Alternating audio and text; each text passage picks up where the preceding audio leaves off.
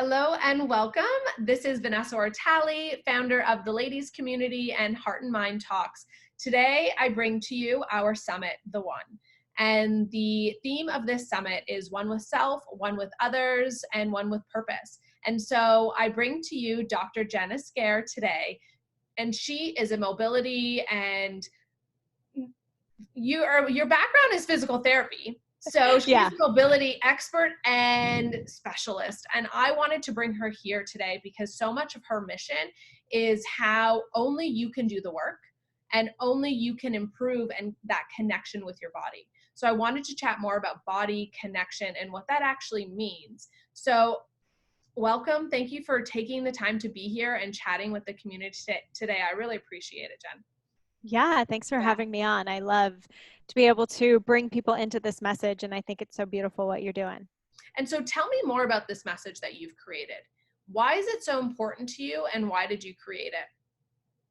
You know, I've always been I'm grateful to be in touch with my body, always. And I also don't believe we have to hit rock bottom in order to understand, in order to learn and grow. And that can mean I don't have to have a big injury until I start listening to my body and learning about my body. I don't have to experience a lot of pain before I start diving into these tools that I can start to use. And that's kind of how I see my journey as well. I've been active my entire life. I've almost been in this body that has muscle and everything. I haven't gone from fat to fit, or I don't have that kind of story. I have a story where my parents, worked out, and that was just a part of life. We went on family trips where we would go snowboarding and skiing as a family. We had a boat, so we would go wakeboarding and skiing. My parents still like single ski, and it was a part of life of this movement. It wasn't a chore. It wasn't a have to. It wasn't a complaint. But what I did see was sometimes moving your body as punishment, like, oh, I ate too much, or oh, I look fat, or oh, I'm this. And so there was still transformation in my own journey from where I was taking movement as a lifestyle, but also making sure that I was doing it as self-care, not as beat up. Oh, that's so important because so many times you see people at the gym and their movement and exercise is actually an obsession or self-hatred, where they have to look a certain way and they need to be skinnier and they have to have the 8-pack or whatever it is, that their worth is tied to what they look like and what their body is. Yeah. And I get it. It's hard. I mean, when we just go onto Instagram, right, and start scrolling and you see all these amazing bodies, which is it manipulated? Is it, you just never know. And that's why we have to step back and take into our appreciation of our own self and our own body and our own journey. So how did you know that some of your exercise was tied to, I'm going to air quote, unhealthy intentions and mindset? So for me, it was someone bringing to my awareness how negative my self-talk was. So I would get ready in the mornings and I would just be, it was like a regular routine to just be like, oh, my hair looks awful, or oh, I look fat today, or that, like whatever it may be. It didn't matter if someone was in the room or not. That was just how I talked to myself. And that was like a regular routine in how I got ready. And I saw nothing wrong with it because this was all internal. This was all about me. It's not about you. It's not about me needing validation from you. This is just how I get ready. And that just is what it is. And once someone said, it's not just that it's about you, but you're creating actually a negative space around you. And once they said that, that's when it really hit of like, oh, like what I'm doing actually impacts other people.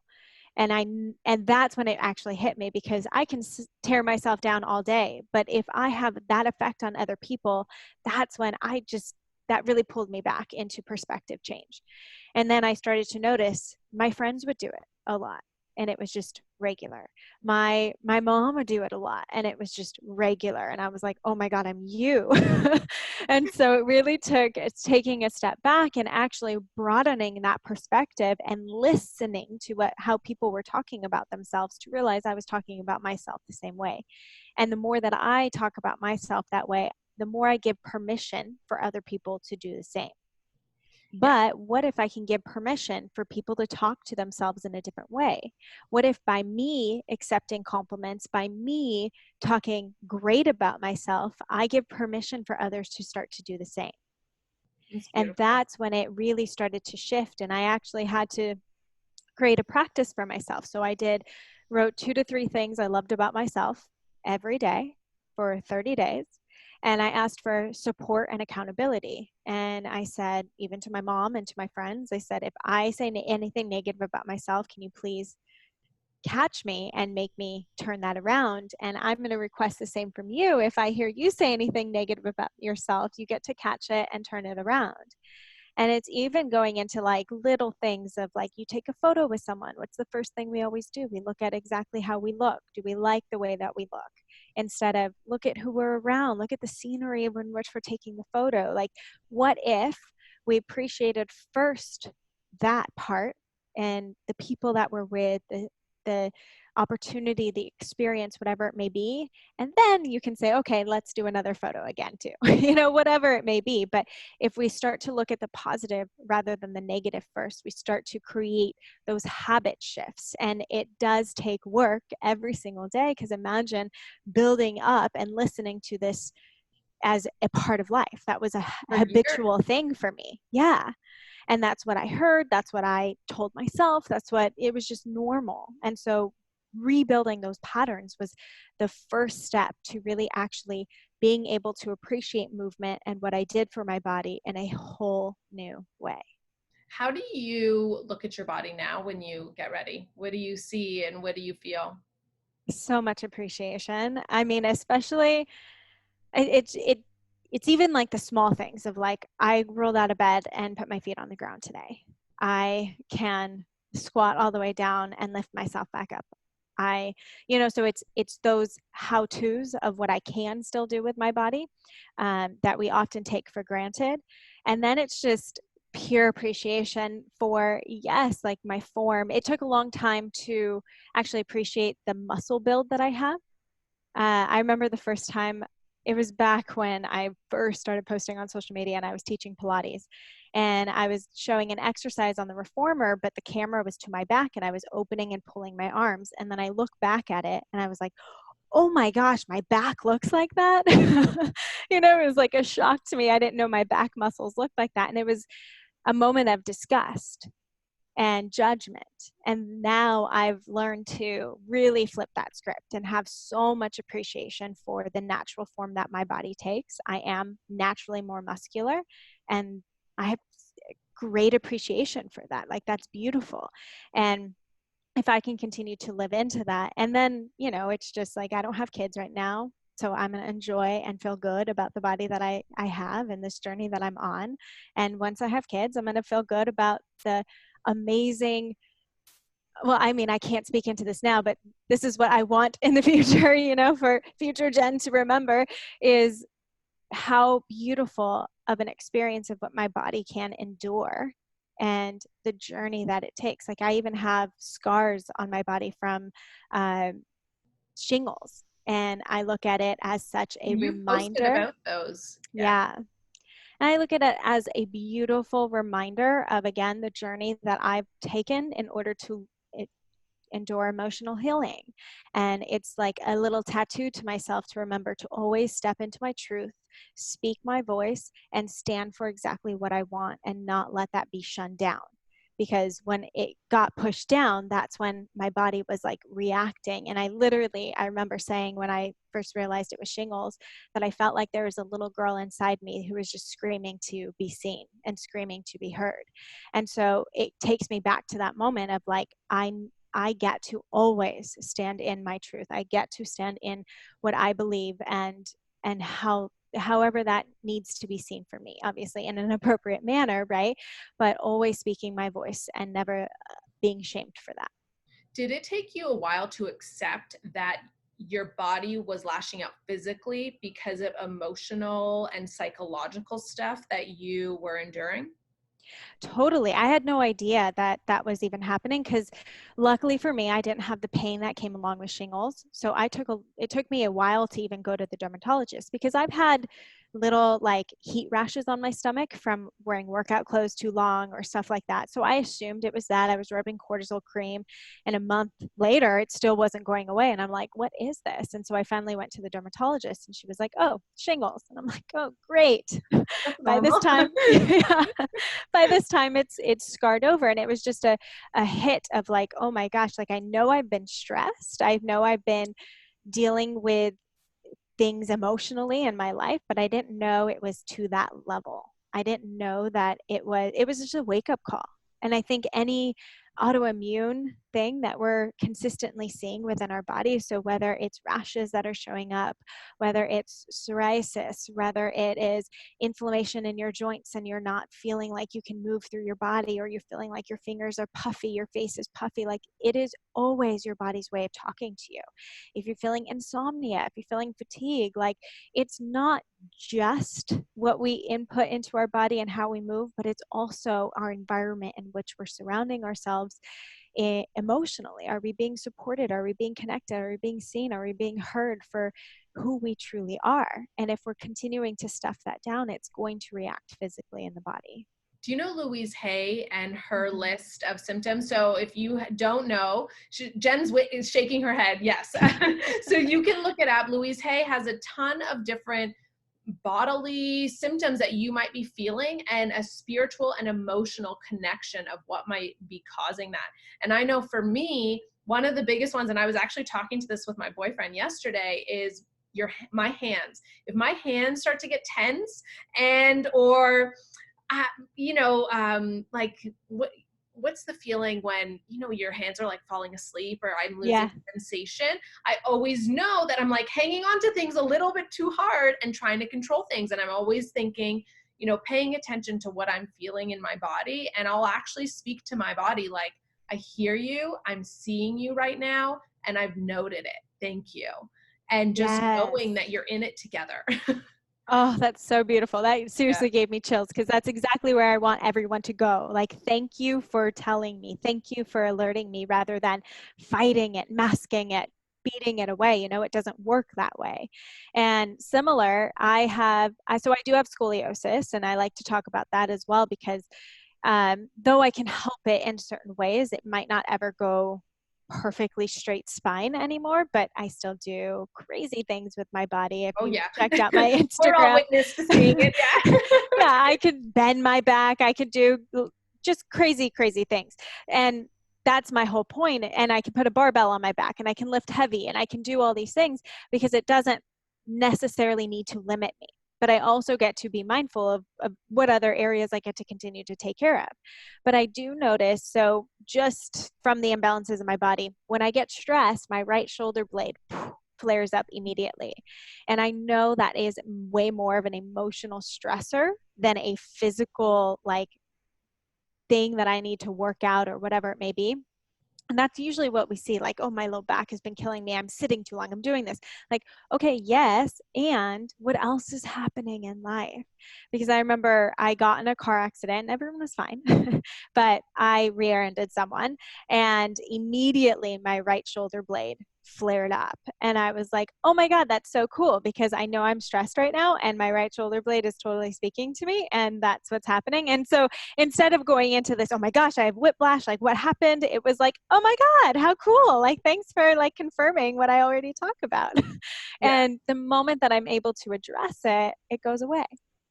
And so it was such a beautiful thing to continue to experience and see and feel, because I can also have compassion for my clients when they're having chronic or recurrent pains that happen within their body. Like, okay, what else can we address? How can we look at the patterns of how this is happening?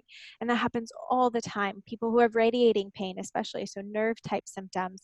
I will have a client who, you know, the things that we were doing and how we were working on not only body function, but also diet and everything, he was getting better. But then, and like pain almost down to like 1 to 2 out of 10. But then he went on vacation, and he was like, it was amazing. I had zero pain, like 0 out of 10. And then Monday I went back, and, I'm like lifting boxes at work again. And I kind of got the pain just like as a 2 out of 10 again. And I was like, okay, let's look at that. Like, yes, it could be the lifting and the boxes, but were you lifting your suitcase and putting it overhead in the overhead bin? Or were you, like there's other instances where we're probably mimicking similar times, but we don't register that. And why aren't we registering that is because you're in an environment where you're now stress-free. Yeah. And so it's even just acknowledging and bringing awareness into these areas and recognizing patterns of when this is happening, that we can start to say, okay, how can I manage my stress in this situation? Because I'm not going to take myself out of work, right? I'm not going to be like, sorry, boss, my body's talking to me and I got to leave. Yeah. No, So exactly. so it's then saying, okay, how can I manage my state, my emotional state, my nervous system, make it feel safe and calm in this stressed out environment, because I know I cannot like step away. It's like the same of having screaming kids. You're not going to be like, sorry kids, let me step away real quick. So What it's are some, learning how to yeah, adapt that. can you go deeper into that? What are some steps that people can do to start Mm-hmm. managing that? Because I know if they look at the pain that they're currently having and or where they want to be, it can seem so far. And I know it can be overwhelming if you're experiencing pain, and or you just look at, like, sometimes I look at people's Instagram and I'm thinking, oh man, they're so much more flexible than me. And I know when we see that gap of where we are and where we want to go, it can be really overwhelming. So what are some small steps that we can take to get us there? So first, I like to always say that we have control of our nervous system and our state, even though it's an autonomic nervous system that is usually like our stress or our fight, flight, and our rest, relax. Like that's an autonomic nervous system, which means it's automatic. But at the same time, research is showing more and more that we actually can control that state a little bit more. Like, yes, we're still going to go into these natural like reactions, but knowing and recognizing now, bringing awareness to that state and saying, oh, I have control over this state. It allows us freedom. It's freedom, right? It's freedom that I know that I can shift this state at any time, and I can physically manipulate it. I have control over my body. My body doesn't have control over me. And so it's such a freeing thing. And I like to say it very simply. If we just look at the breath cycle, and there's an inhalation phase and there's an exhalation phase. Now, if we stay more in the inhalation phase, that is our fight, flight, freeze. Because if we think about it, someone scares you and you go, right? And I suck in and I hold my breath and my shoulders go up. Everything gets really tense and tight. And it's your body's way of saying, oh no, I need to protect it, especially around the chest area, the heart. And your body goes into this natural reflex of protection, which is beautiful, in order for us to feel safe. But at the same time, if now I'm living in the inhalation phase and I'm stressed and my shoulders are going up to my ears as I'm working and I'm at my computer and I'm only breathing in through my chest and up and down in my motion of my inhalation state, and I'm using my mouth to breathe more, I'm staying in this more sympathetic state, which is only going to increase the levels of inflammation I have within my body. It's going to increase the amount of like tightness and stiffness you'll feel within the body. So you might be like, oh, I foam roll every day and I stretch every day and I'll never be able to touch my toes. Well, what kind of state are you living in?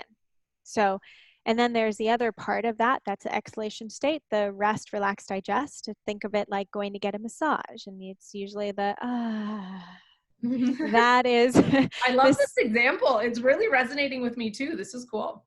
Yeah, so it's our ability to then say, okay, if I'm in this like stressed and I catch myself in a more sympathetic like inhalation pattern, how can I tap myself into the exhalation pattern? Well, super simple, just increase your exhalation. So if I have a shorter inhalation state, a longer exhalation state, I can already start to manipulate the way that my nervous system responds in this time. So it's the same of like a lot of the cold plunges and the cold training that's going around. I hate it, but I've done it twice now. Because I don't like cold water. I grew up in Southern California. I will stay in the sun all day.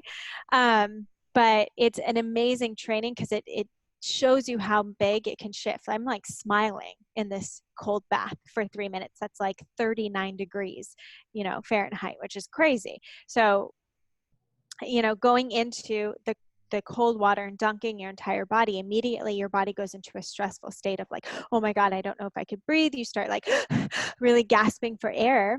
And then when you start to shift into like, okay, let me blow out and go long exhalations. And let me see if I can like relax my shoulders. Let me see if I can lean back into, let me see if I can just start to really focus on long exhalation, long exhales, and then only breathing in and out through my nose, which is also part of my parasympathetic system. And then if I can start to do that, you're literally relaxed and you're in an ice bath for 3 minutes, chilling. And it's like, it's crazy, but this, now let's take that into any other state, right? My boss is yelling at me. I have a deadline that's coming up. My kids are screaming, whatever it may be. I had a situation where caught an ex. Well, I didn't catch an ex. I was sent videos of an ex being unfaithful. And it was, I mean, that is so unexpected, right? So immediately I went into this like, oh my God, panic state and anxiety. And I laughed at myself in that moment because I was like, I teach people breath work. Like, how am I staying in this state right now? And then I shifted into longer exhales and I was able to calm down. And it was such a beautiful thing because I could also see how someone could get stuck in panic and anxiety. But what And I I'm hearing from you, understand that. yeah, was the first step was awareness, Mm-hmm. right? So if you're caught in it, it's just, again, an opportunity to say thank you to your body so that you can catch yourself and then do this breath work that you're talking about. Yes. Yes. And it's as simple as that. Thinking of your whole your diaphragm rests underneath your rib cage. So if I want my whole diaphragm to be able to drop and lift the way that it's supposed to as I breathe, I need that rib cage expansion. And that doesn't mean an elevation.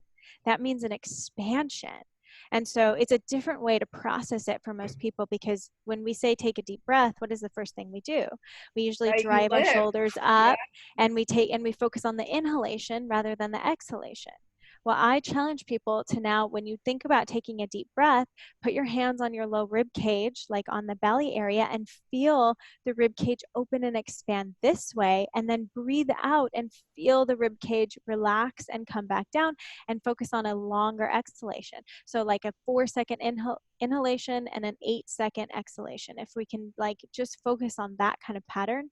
I have had clients who go to sleep like no problem, because they start to focus on this at least at night. Pain levels can automatically drop when you get into more of this state. Like, it's amazing how back pain can just disappear.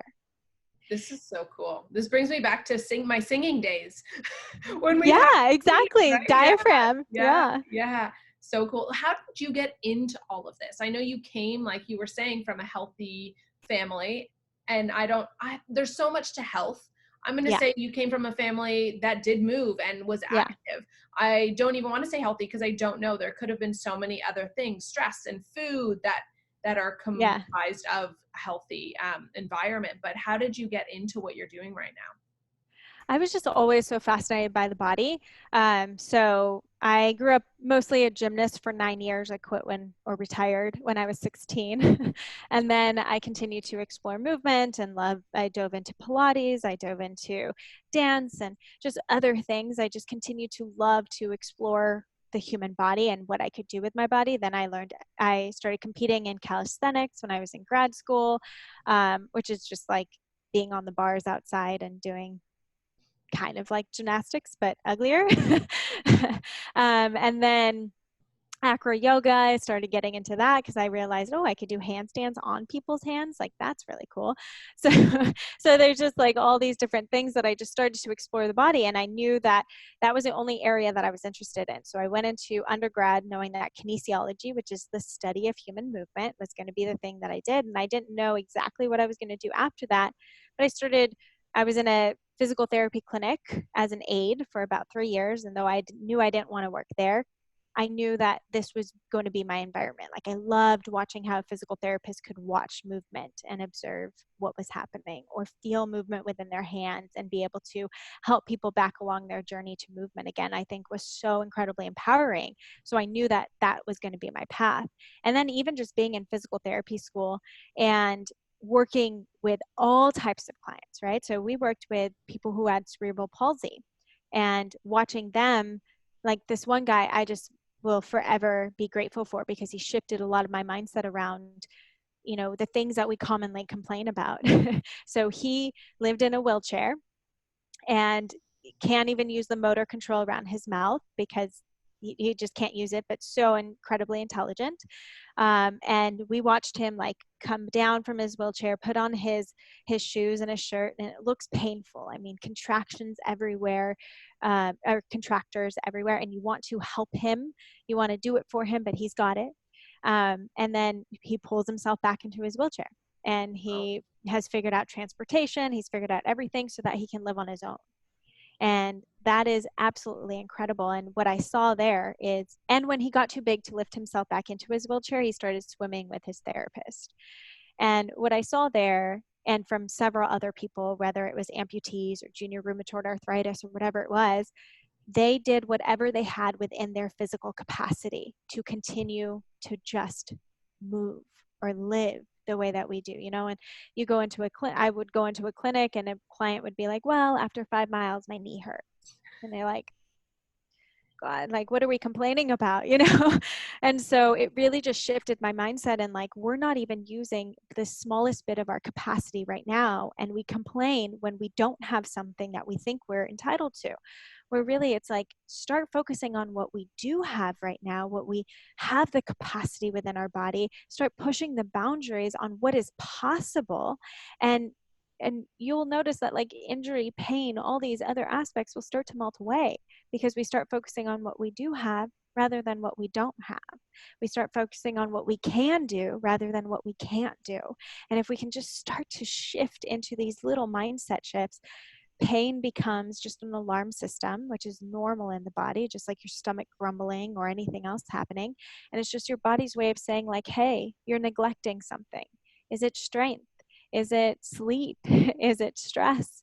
Is it mobility? Is it corrective exercises? Like, it's your body's way of saying there's something we need to add in that you've been neglecting. But it's not your body's way of saying, cover me up, take pills, mask me, make me go away in an instant. It's just your body's way of just nudging you.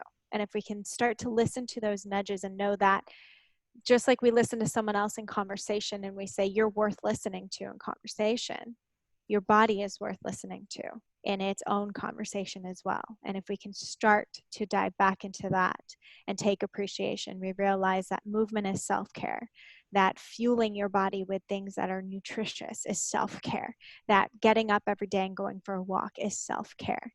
My sister wakes up at 4:30 in the morning because she has 3 kids and a full-time job, and she does my optimal body hit workouts. And she does it every morning at 4:30 so that she can close her little exercise ring on her Apple Watch. And she calls that her self-care, because she has no kids. Everyone's still asleep, and it's her time to do her. And I'm like, that's incredible. yeah. I find I need that space and that me time too. I think it's so important to do self-care, elements of self-care alone, and just Mm-hmm. being with self. I Mm-hmm. love where your mindset is and how you explain what you do. Is you can feel the passion and the completeness. And I say completeness because it's not just about movement. You can Right. hear in how you explain things that you see the body as a whole, and making people become whole and connected to themselves again. And That's that's the such a goal. gift. Yeah, that's so beautiful. I love the way you talk about it. Tell me and bring me into this entrepreneurial journey now of you communicating this mission to people. What have been some of the best things and hardest things as an entrepreneur staying true to this mission? Realizing that people want to put you in a box, I think, is something that I had to let go of very early on. Because when suddenly my Instagram started to grow, and I really had no intention of Instagram growing. This was in grad school. I met the calisthenic community. They started posting about me because I was one of the only women who was going to compete. And so he would post about me, and all of a sudden I'm getting influx of followers. And immediately, especially at this time, I'm in grad school still, this was like years ago, and I had so many insecurities around what I looked like and who I was. And so immediately the selfies stopped. I was just like, look at what my body can do, don't look at who I am. And it became about that.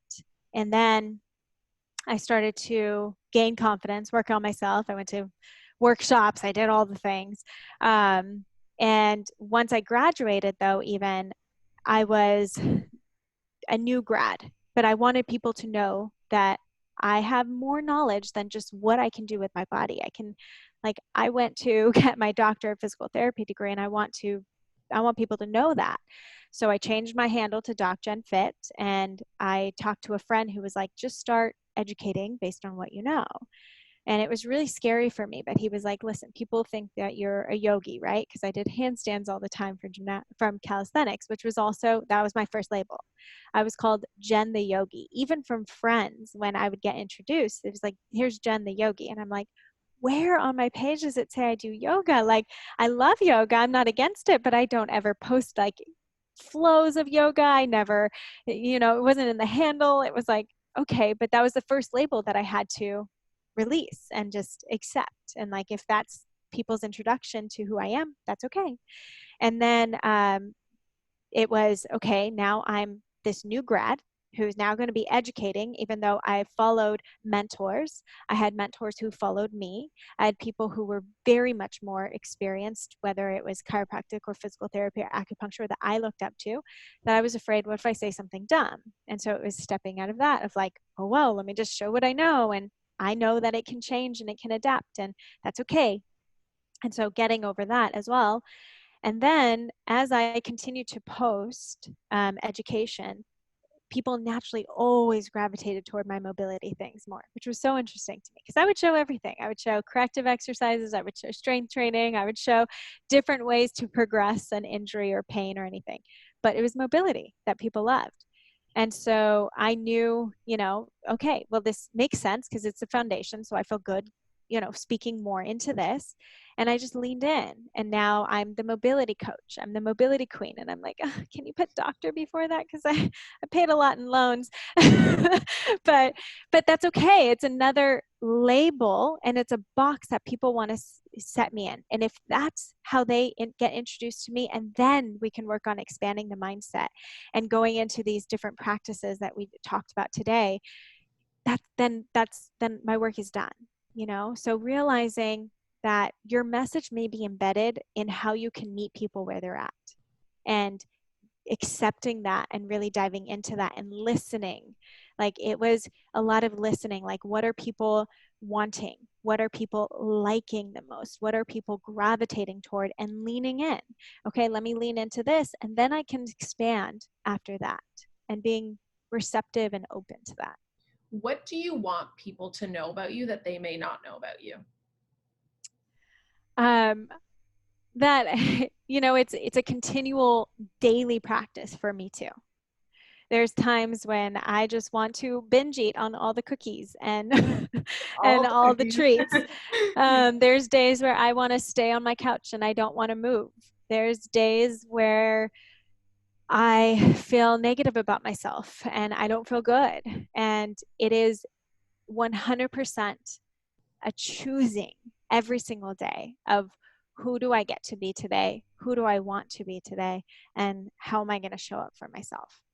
If people want to dive more into this, I know you have so much free content out there for people. Where can they find you? What resources do you have for them as a next step to dive into this connection with their body? So, Instagram, DocGenFit on Instagram is where you'd find majority of things. But I also have a challenge that is completely free that people can step into at any time. It's just docgenfit.com/challenge. And this is my Create Your Flow challenge. So this is your way of assessing your body.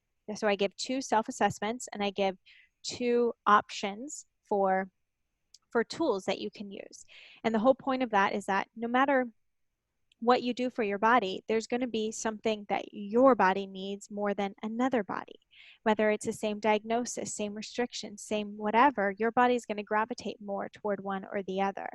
And so it's just 10 minutes a day, 7 days, and we go through the entire body so that you can start to just understand and see. This is obviously not end all be all. It's not going to give you everything, but it's going to give you an introduction into your body of what mobility is, first of all, how you can feel it start to address within the body. Because I guarantee, like brushing your teeth every day so that we prevent cavities and tooth decay, mobility every day so we continue to live into our foundation, we prevent injury and pain, and you don't have to see people like me too much. It's so cool. I can't wait to do it. I haven't done the challenge yet, so I'm going to sign up and right now because I need to do it. I try to stretch in the morning and in the evening to get connected and obviously just stay active even if I don't have a chance to work out, but those daily routines and just knowing that you feel that way too sometimes and that you're not alone. Jen does this for a living and she still feels that way. So don't worry. It's just choosing who you want to be today. And if your goal of movement and body connection is a priority to you, and if it is, then it's that daily choice. And if it isn't, I mean, if people feel like it isn't their priority right now, what would you say to them if they come to you and they're like, look, I want to do this, but it's just not important to me? I would say, okay, so what is important to you? And a lot of times it's like, well, who are you affecting? Who are the people immediately around you, whether it's a spouse, a significant other, a kid, especially children? Because I get that business is going to be a priority. I get that making money is going to be a priority. But at the same time, your immediate actions and what you do on a day-to-day basis inherently affect the people around you, whether you want them to or not. And so how are you showing up for you so that you can show up better for other people? And understanding as well, like say I don't have kids yet, like I don't have kids yet, but what I do with my body affects my genes. And these are the genes that I am passing on. Like, yes, I am set in my DNA and I can literally change the function of my genes based on what I do today. And so if I can pass on better functioning working genes onto my kid, then I know that I'm already starting to have an effect without even having them in the world yet. That's awesome. I'm such a science nerd. So throughout this whole interview, I feel like I'm thinking, my eyes are just open. I'm going, this is so cool. Jen, you're so cool. That's awesome. Oh, thank you. Yeah. And now it gets me thinking, are these the genes I want to pass on? And it's so awesome. I have a lot to reflect about, even in talking to you, because one of my priorities this year is to get more in tune with my body and to make myself stronger. And for me, and yeah, I feel good and I might look fine on the outside, but it's just how do I continue to up my game and feel better? And also what you talked about in the beginning, continue to improve my mindset around my body and my food because it's an ongoing process. Yeah. What other message do you want to leave with people today before we finish up this little chat? Really, it's just going back to the concept of choosing again and again and again. It doesn't ever change. There's no magical switch that kind of goes off. It's just a choice and coming back to yourself because you're worthy to choose you over and over and over again. That's awesome. Thank you. You are awesome. Thank you for spending the time today to chat with us and to do all that you do and share the message in the way that you share. One thing that's so common in all of these interviews is people are really, when they're fulfilling their purpose, they're doing something that comes natural. And you can see in you talking, Jen, that you share your uniqueness. The way you talk about it, I haven't heard people talk about before in that way. And you're so unique in that. And there's a million mobility people and stretch people and yogis and all of that, but only Jen talks about it in the way that Jen talks about it. And I want you listening to think about that too. Maybe you're super passionate about self-development or fitness as well, but you're the only person that's going to talk about it in the way that you talk about it. So Dr. Jen, thank you for being you and for sharing your vision and mission with so many people and helping all of these people connect more with their body. Go download her challenge at drjenfit.com and we will chat with you soon. Thank you for being here. Bye.